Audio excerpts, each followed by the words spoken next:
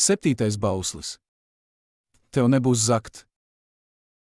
Pēc tevis paša un tava laulātā drauga nākamā ir laicīgā manta, arī to Dievs grib aizsargāt, un viņš ir pavēlējis, lai neviens neatņem un nemazina savam tuvākajam to, kas viņam pieder. Jo zakt nav nekas cits kā netaisni piesavināties otra īpašumu. Tas īsumā ietver ikvienu rīcību, kas dod ienākumus uz tuvākā rēķina. Tas ir plaši izplatīts, vispārējs netikums, bet tik maz ievērots un vērā ņemts, ka iet pāri mēram. Ja visi zagļi, kas gan sevi tā negrib saukt, būtu jāved pie karātavām, tad pasaule drīz kļūtu tukša un pietrūktu gan benžu, gan karātavu.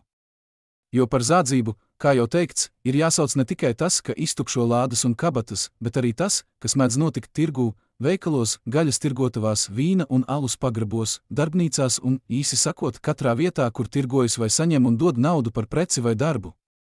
Vienkāršajai tautai tas jāpaskaidro saprotamāk, lai būtu skaidri redzams, vai mēs īsti esam dievbijīgi, proti, ja mājā kalps vai kalpone nekalpo uzticīgi un rada zaudējumus vai ļauj tiem rasties, kaut arī varētu tos novērst, vai kā citādi atstāja novārtā viņiem uzticēto īpašumu kūtruma, slinkuma vai ļaunprātības dēļ, kungam un kundzei par spīti un sarūktinājumu. Kur tas tiek tīši darīts, jo es nerunāju par to, kas izdarīts pārskatīšanās dēļ vai nejauši, tur kalps var nozagt gadā 30 vai 40 guldeņus. Ja kāds cits to būtu slepus paņēmis vai aiznesis, tad viņam būtu jāmirst pie karātavām, bet tu te vēl drīksti tiepties un lielīties, un neviens nedrīkst tevi saukt par zagli. To pašu es saku arī par amatniekiem, strādniekiem, algādžiem, ja tie rīkojas patvaļīgi un visādi cenšas cilvēkus piekrāpt, prasīdam pārāk augstu samaksu, turklāt darbā ir kūtri un neusticami. Tie visi ir daudz sliktāki par parastajiem zagļiem, no kuriem var sargāties ar atslēgām un aizbīdņiem un ar kuriem, viņus notverot, var rīkoties tā, lai viņi vairs tā nedarītu. Bet no šiem neviens nevar sevi pasargāt, neviens viņus nedrīkst uzlūkot nelaipni vai apsūdzēt zādzībā. Šķiet, tas viss pilnā sparā notiek arī tirgū un parastajos darījumos. Tur cits citu atklāti krāpj ar viltotu preci, mēru, svaru, naudu un apkrāpj ar viltu un īpašiem finanšu trikiem vai blēdīgiem tirgus paņēmieniem un cenām, apzināti apspiež, izsūc un moka. Un kurš var to visu izstāstīt vai izdomāt? Vārdu sakot, tas ir izplatītākais amats un lielākā cumfte virs zemes, un, ja uzlūko tagadējo pasauli ar visām tās kārtām, tad tā nav nekas cits kā lielu zagļu pilna kūts. 10 reiz labāk būtu pazaudēt naudu no sava maka, nevis ciest no šiem ļaudīm. Jo viņi ir mani kaimiņi, labi draugi, manis paša saime, no kuriem es gaidu vienīgi labu, bet tie ir pirmie, kas mani apkrāpj. Tādēļ arī augļotājus sauc par laupītājiem krēslos, lauku un ceļu laupītājiem. Tie neizlaupa lādes, nezog slepeni naudu, bet gan sēž augstos krēslos un tiek saukti par lieliem kungiem un godīgiem, dievbijīgiem pilsoņiem un ar nevainīgu izskatu laupa un zog. Jā, šeit vēl varētu klusēt par sīkiem, atsevišķiem zagļiem, jo vajadzētu ķerties klāt lielajiem, varenajiem zagļiem, ar kuriem sabiedrojas kungi un firsti un kuri apzog ne tikai vienu vai divas pilsētas, bet ikdienas izlaupa visu Vāciju.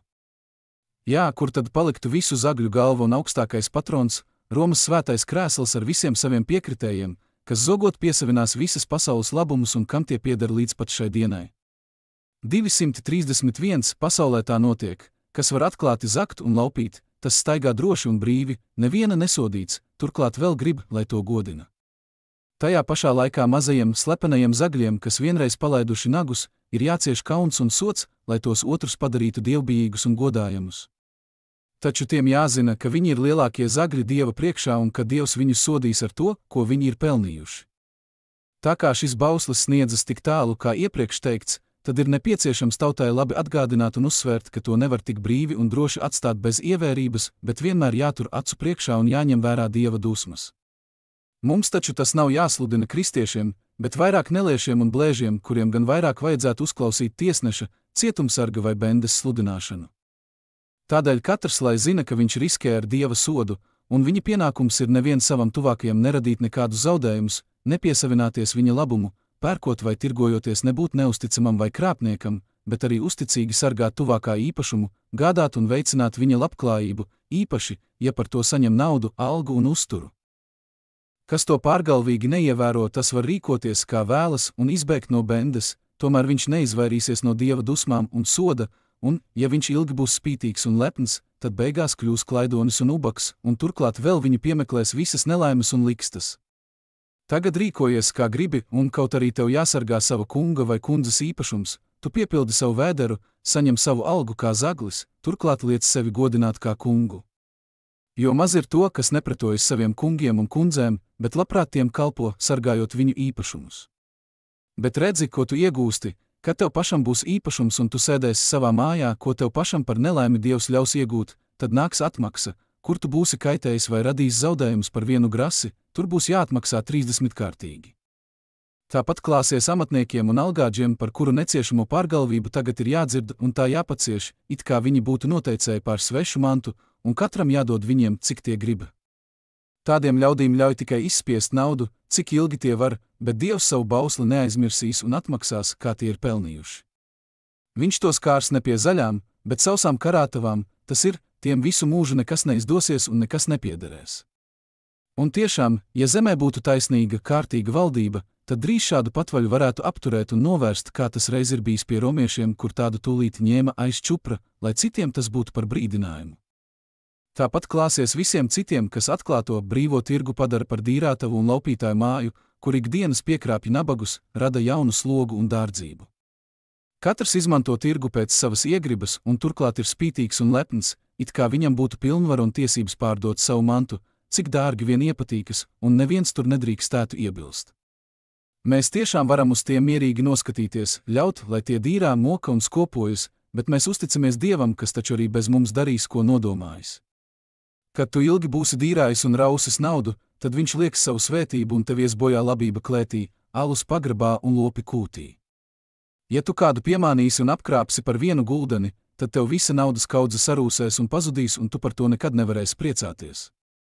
Mēs tiešām ikdienas redzam un piedzīvojam, ka zakta un negodīgi iegūta manta nenes laimi. Cik daudz ir tādu, kas dienu un nakti rauš un krāj, tomēr nekļūst ne par grasi bagātāki. Un kaut arī tie daudz sakrāj, tomēr tiem ir tik daudz nelaimju un likstu, ka tie nevar to visu baudīt ar prieku, nedz atstāt saviem bērniem. Bet tā kā neviens to neņem vērā un dzīvo tā, it kā tas uz viņiem neatiektos, tad viņš mūs piemeklē citādi un māca tikumus, sūtīdams likstu pēc likstas vai uzsūta karapulkus, kas stundas laikā mums iztukšo lādes un makus un nemitējas, kamēr mums ir kaut viens grasis, turklāt vēl viņi sadedzina un noposta māju un sētu, apgāna un nogalina sievu un bērnus. Tātad, ja tu daudz zodz, tad vari būt drošs, ka tev nozags divreiz vairāk, un tam, kas ar varu un netaisnību laupa un iegūst, būs jāpiedzīvo, ka tāpat viņam darīs kāds cits. Jo šo mākslu Dievs labi prot, viņš soda vienu zagli ar otru, jo ik viens no tiem aplaupa un apzog citus. Kur tad citādi varētu ņemt pietiekami daudz karātavu un virvju? Kas grib to ņemt vērā, tas lai zina, ka tā ir Dieva pavēle un nav uzskatām par kādu joku. Jo, kad tu mūs nicini, apmelo, apzodz un aplaupi, tad mēs samierināsimies, pacietīsim, panesīsim tavu augstprātību, kā arī, sekojot lūgšanai, mūsu Tēvs piedosim un būsim žēlsirdīgi. Jo dievbijīgajiem taču visa būs pietiekami, un tādējādi tu kaitē vairāk sev nekā kādam citam. Bet sargies, kad nāk kāds nabagais. Un tādu tagad ir daudz, kuriem nākas iztikt ar dienišķo feniņu, un tu, kas esi bagāts, rīkojies tā, it kā ikvienam būtu jādzīvo no tavas žēlastības, tu tos dīrā un vārdzini līdz pēdējam, lepni un augstprātīgi atraidīdams to, kuram tev pienāktos dot un dāvināt, tā viņš aiziet vārgs un noskumis, un tādēļ, ka nevienam nevar sūdzēties, kliedz un sauc uz debesīm. No tā, es tev vēlreiz saku, sargies kā no paša velna, jo tādas nopūtas un saucieni ir jāuztver nopietni, jo tiem ir tāds svars, kas tev un visai pasaulē kļūs par smagu, jo šie saucieni sasniegs to, kas rūpējas par nabaga apbēdinātajām sirdīm un negrib atstāt tās neatrieptas. Bet, ja tu to nicini un spītējies, tad redzi, ko tu esi sev uzkrāvis. Bet, ja tev izdosies un ies labi, tad sauc Dievu un mani visas pasaules priekšā par meli. Mēs esam pietiekami pamācījuši, brīdinājuši un aizlieguši, kas to negrib ievērot, nec tam ticēt, tas lai dzīvo, kamēr pats to pieredzēs.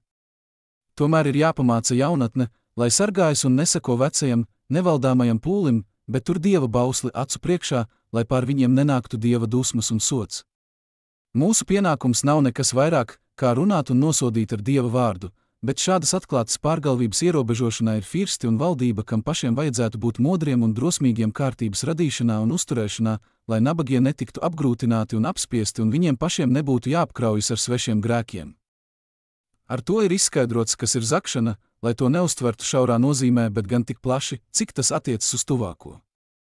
Apkopojot visu teikto, jāsecina, ka šis bauslis aizliedz, pirmām kārtām, nodarīt tuvākajiem zaudējumus un netaisnību, vienalga kādā veidā un ar kādiem līdzekļiem, lai mazinātu, bojātu vai atņemtu viņa mantu un īpašumu, kā arī atļaut un pieļaut netaisnību, turpretī ir pavēlēts netaisnību novērst un aizkavēt, viņa īpašumu vairot, uzlabot un, ja viņš cieš trūkumu, palīdzēt dalīties, aizdot gan draugiem, gan ienaidniekiem.